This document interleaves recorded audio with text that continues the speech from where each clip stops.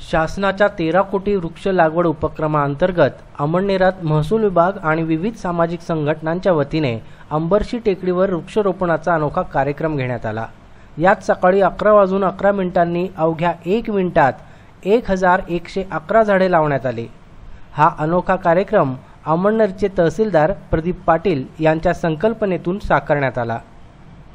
आज जो अमरीश टेकडी ग्रुप आणि सर्वांच्या सहकार्याने हा ठिकाणी 1111 वृक्ष एका मिनिटात लावण्याचा जो कार्यक्रम आहे तो कार्यक्रम यशस्वी करण्यासाठी संकल्पना जरी माझी असली तरी प्रत्यक्ष संकल्पना उतरवण्याचं जे काम आहे ते टेकडी ग्रुपच्या सर्व सदस्यांनी आणि सगळ्या नागरिकांनी आज या ठिकाणी पूर्णत्वास नेलेलं आहे।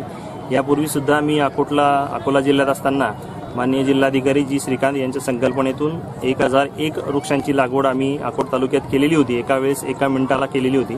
मागच्या वर्षी हा मनोदय मी या टेकडी ग्रुपच्या सर्व सदस्यांना सांगितला आणि त्यांनी आज यावर्षी ही संकल्पना आजच्या दिवशी ही पूर्ण होत आहे। मला खूप या गोष्टीचा आनंद आहे।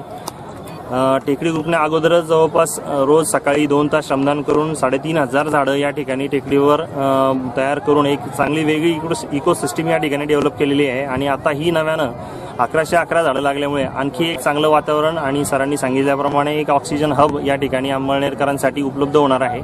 असे कार्यक्रम प्रशासन म्हणून आम्ही निश्चितच करत राहू।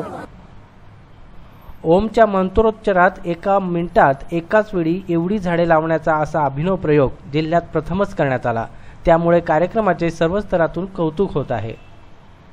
एका प्रकारे टेकडीचा विकास हा अमळनेर आणि आजूबाजूच्या खेड्यांचा ऑक्सिजन हब किंवा फुफ्फुस म्हणून डेव्हलप करायचा हा तो प्रोजेक्ट आहे। त्याच्यामध्ये तहसीलदार आपले जे आहेत प्रदीप पाटील साहेब यांनी प्रशासनाला त्याच्यामध्ये आत आणलं।